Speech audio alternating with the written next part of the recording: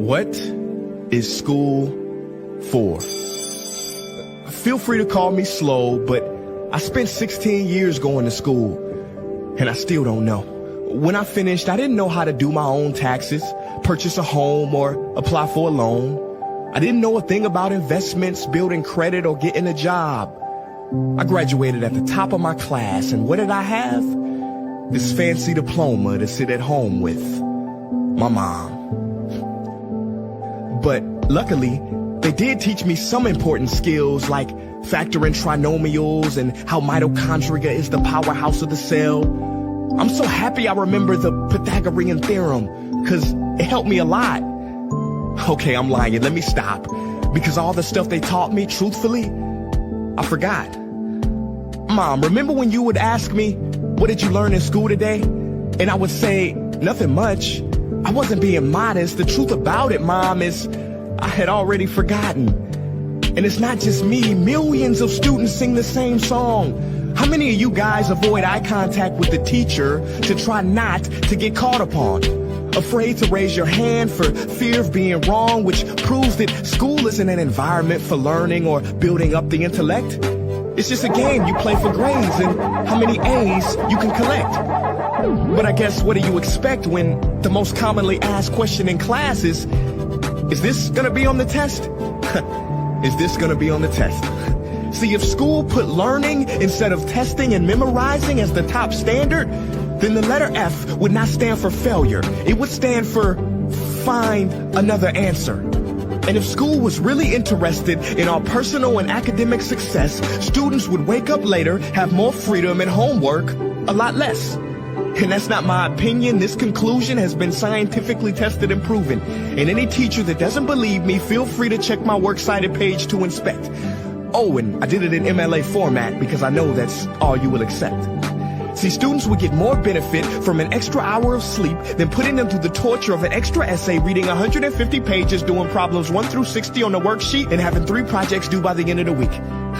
Not only is it pointless pain, but it's also dim-witted, because we get so much work, but they don't teach the time management skills to deal with it. See, in school, we are controlled by bells. We have to learn in rooms with the feng shui of a prison cell. We have to ask permission to relieve bodily functions, but not before the teacher asks a million questions like, why didn't you go before class? I'm sorry, my bladder is kind of on its own schedule and it's not always timely. See, teachers always say, use your time wisely. But that never made sense to me. Because these 6 cruel hours of our lives we call school might literally be the worst use of time management ever in history. Think about it. The traditional teaching method is foolish. No, it's useless, multiplied by the square root of stupid. What they do is they cram information in your head, force feeding you, and then you throw it up on the test. That's not education. That's bulimia. And the more bulimic you are, the better you will do on their assessments. So it's no wonder why so many students graduate mentally and emotionally anorexic. See, school teaches you how to memorize dots.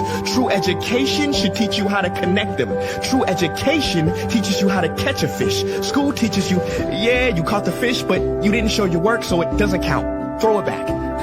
I'm just asking, what is school for? It's not education. That's just not true. If you still think that, you might be sniffing glue. See, the word education comes from the Latin root educe, meaning bring out, i.e. bring the gifts out of a person and make them viable. But school doesn't bring out much. It just stuffs more facts inside of you. Now, some of that stuff is justifiable. We need reading, writing, and some arithmetic. That's fair. But are you telling me metamorphic and igneous rocks are more important than self-care? If suicide is the 3rd leading cause of death of ages 10 to 24, and Harvard studies suggest the biggest predictor for success is self-control and emotional health, then why the heck aren't we taught how to handle stress, bullies, or rejection? How about anxiety or depression? You know, skills we need for our entire lives.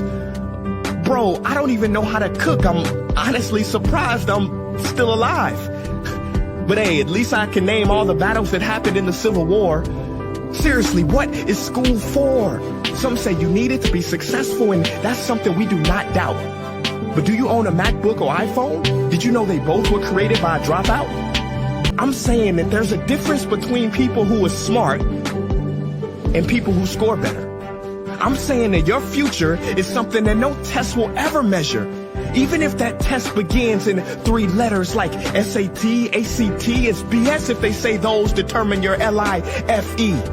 No, your destiny is in your hands. You must shape it to be great. So don't expect school to open doors, cause it's more likely to slam them in your face. Sometimes I wonder about all the dreams lost in school and how much potential goes to waste. If it wasn't for music and YouTube, then I would have been just another lost case. Everybody watching this, please, close your eyes. Imagine a child sitting in the back of some teacher's class in some town. He never raises his hand, he fails most of his classes, but inside of him, there is a passion. And if nurtured and brought out, will lead him to discover the cure for cancer. But you see, I'm afraid that that child's gift will never come out. He will never win the Nobel Prize award because in class he was ignored and his worth was judged only by his scores. So teachers, principals, parents, advisors, and students, I ask one more time, what is school?